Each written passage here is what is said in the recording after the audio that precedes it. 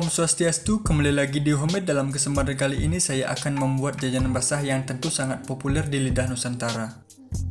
Langkah awal ini saya terlebih dahulu membuat saus kinca. Saus kinca ini adalah air dari gula merah yang akan saya tambahkan santan dan memberikan rasa maupun sensasi yang gurih. Bahan kinca ini dibuatnya sangat sederhana dan bahan yang dibutuhkan ada santan yang sudah dimasak maupun belum juga bisa digunakan. Setelah itu kita masukkan irisan gula aren atau gula merah. Prosesnya ini kita sambil masak dengan api sedang atau suhu panas yang sedang. Ditambahkan 1 sendok teh garam dan daun pandan. Sambil kita aduk sampai semua komponen larut dan menyatu. Kita biarkan dimasak sampai setengah menyusut. Setelah itu kita tuang tepung jagung yang sudah dicampur air dan sudah dilarutkan. Kita tuang ke dalam saus kinca agar tekstur saus kinca selalu cair. Setelah itu dicampur bisa menjadi kental ketika nanti digunakan.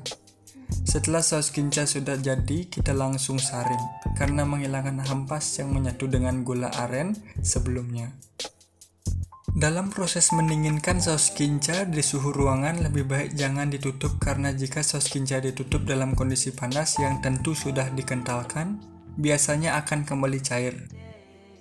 Tahap berikutnya membuat adonan putu mayang. Bahan yang saya gunakan ada tepung beras, tepung kanji, santan, dan garam. Dalam tahapnya ini kita mulai dari santan.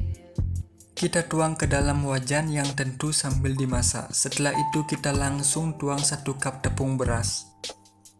Kita masak sambil kita aduk menggunakan balon whisk sampai teksturnya mengembang dan menggumpal namun tidak kering. Setelah itu bisa langsung ditambahkan tepung kanji. Sedikit balik ke proses adonan cair sebelumnya. Saya tambahkan garam 1 sendok teh dan kita lanjut lagi setelah tepung kanji sudah dicampur ke dalam adonan yang sudah dimasak sebelumnya. Kita aduk lagi sampai teksturnya halus dan tidak menggumpal. Saya bagi 2 adonan untuk ditambahkan pewarna makanan. Di sini saya menambahkan warna pandan dan stroberi. Kita aduk kembali sampai rata dan menyatu. Setelah itu kita masukkan dalam piping bag. Kita siapkan kukusan yang sudah dipanaskan.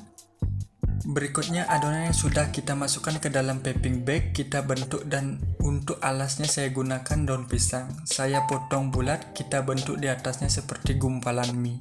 Kita bisa memulai dari mana saja dalam proses membentuk gumpalan mie. Untuk ketebalan yang digunakan bebas karena kembali lagi ke selera masing-masing. Setelah melewati proses membentuk tersebut, kita langsung kukus selama 10 menit. Jajanan basah atau populernya disebut putu mayang adalah makanan khas Betawi yang menggunakan bahan dasar seperti yang saya sudah jelaskan sebelumnya. Namun mungkin ada sedikit perubahan dari salah satu tepung yang digunakan karena pada awalnya tepung kanji yang digunakan untuk campuran dari putu mayang tersebut dulunya menggunakan tepung sagu dan beras. Berdasarkan sejarahnya asal mula kue ini mungkin terkait dengan putu mayang yang berasal dari India Selatan karena keduanya bahan dasar adonan yang sama dan dicetak menyerupai gumpalan mie. Namun perbedaan putu mayang lebih tebal sedangkan putu mayang dari India lebih tipis. Dari referensi lain yang saya baca, putu mayang kue khas Betawi ini memiliki kaitan erat dengan cerita-cerita rakyat Betawi yang salah satunya cerita Jampang Mayangsari. Dari sisi penamaannya yaitu berombak, bergelung-gelung, dan indah yang menggambarkan sosok perempuan itu di dalam cerita tersebut. Selain warna yang saya tambahkan untuk mempercantik tampilan dari putu mayang, kamu juga bisa menggunakan warna yang lain agar lebih bervariasi.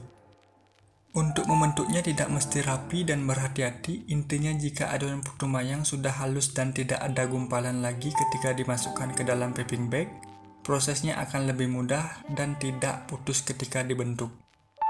Sebelum juga bisa diolesi sedikit minyak di permukaan daun pisang, supaya adonan tidak lengket ketika mau dipisahkan dari daun pisang.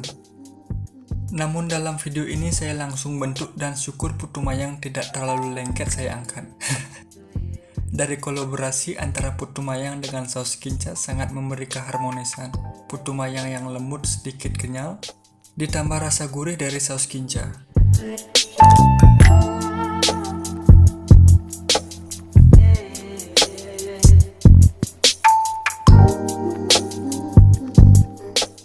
Sekian dari pengalaman saya membuat putu mayang dalam episode yang saya bagikan kali ini. Semoga ada manfaat atau nilai positif yang bisa diambil. Jika ada saran maupun referensi tambahan bisa disematkan dalam kolom komentar. Jangan lupa like, share, and subscribe. Semangat bertemu di episode selanjutnya. Ciao!